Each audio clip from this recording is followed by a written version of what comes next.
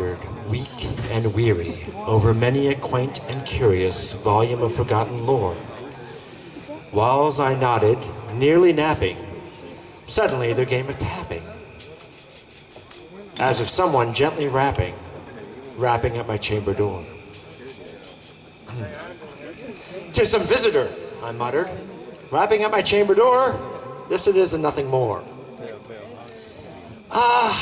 Distinctly I remember it was in the bleak December, and each separate dying ember wrought its ghost upon the floor. Eagerly I wished the morrow. Vainly I had sought to borrow from my books surcease of sorrow, sorrow for the lost Lenore, for that rare and radiant maiden whom the angels name Lenore, nameless here forevermore. And the silken, sad, uncertain rustling of each purple curtain thrilled me, filled me with fantastic terrors never felt before, so that now, to still the beating of my heart, I stood repeating, "'Tis some visitor entreating entrance at my chamber door, some late visitor entreating entrance at my chamber door, this it is, and nothing more."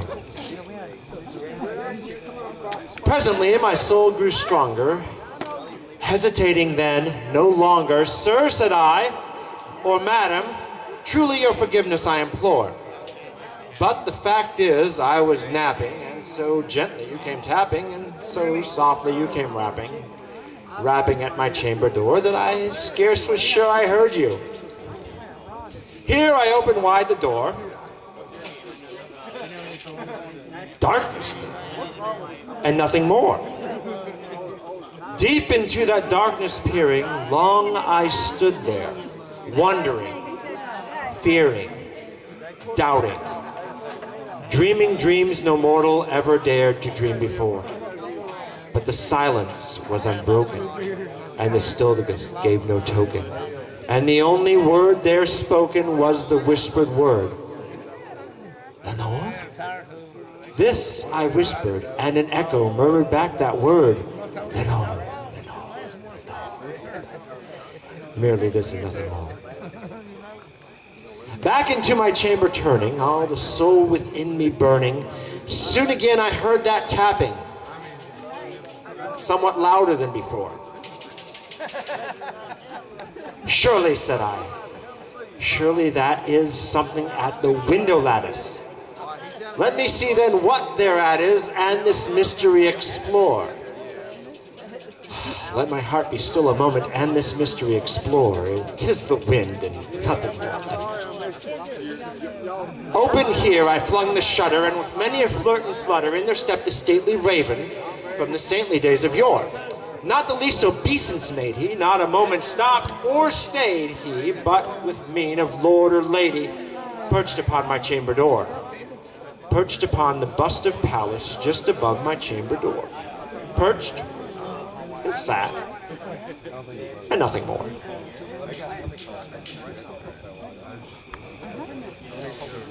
But this ebony bird beguiling my sad fancy into smiling, by the stern and grave decorum of the countenance born. Though thy crest be shorn and shaven, thou art sure no craven, ghastly, grim, and ancient raven, wandering from the nightly shore. Tell me what thy lordly name is on this night's Plutonian shore. Quoth the raven, "Nevermore."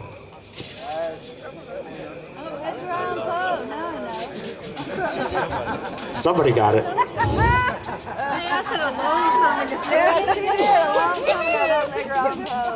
Get back to that 11th grade lit class, right? I lost my place. Much I marveled this ungainly fowl to hear discourse so plainly, though its answer little meaning, little relevancy bore.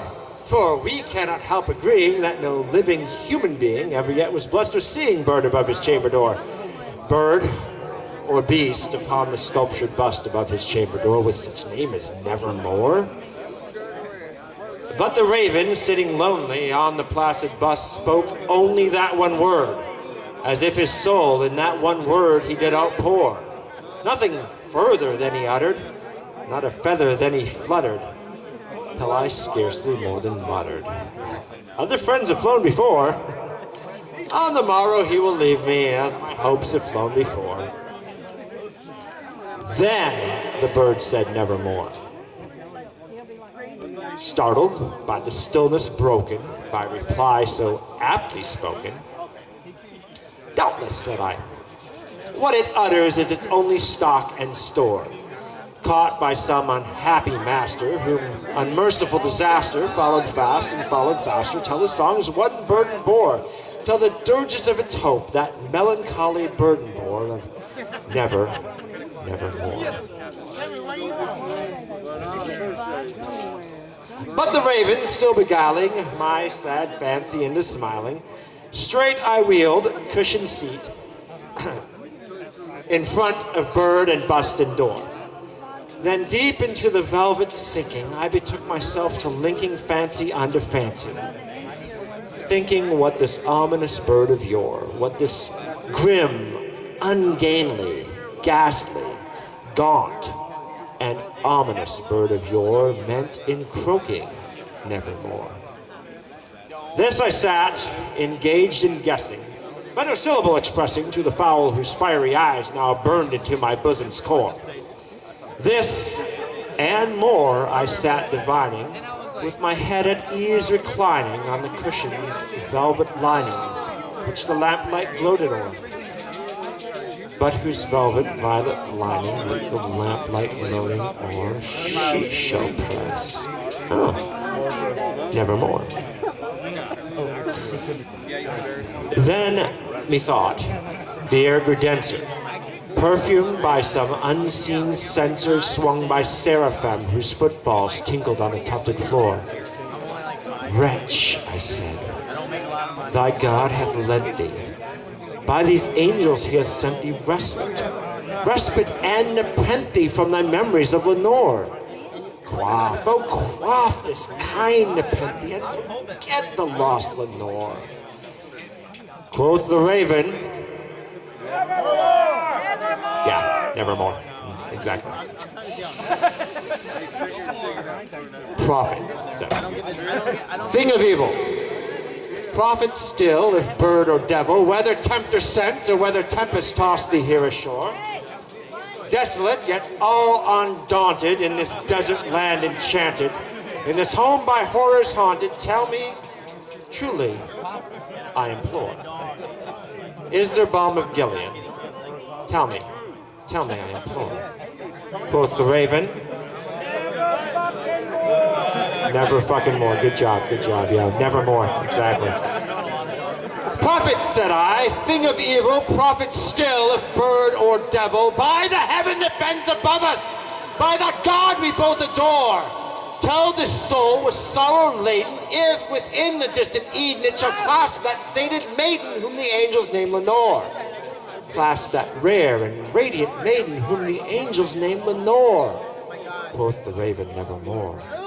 Be that word our sign of parting, bird or fiend! I shrieked, I'm starting. Get thee back into the tempest and the night's Plutonian shore! Leave no black plume as a token of that lie thy soul has spoken. Leave my emptiness unbroken, quit the bastard front my door!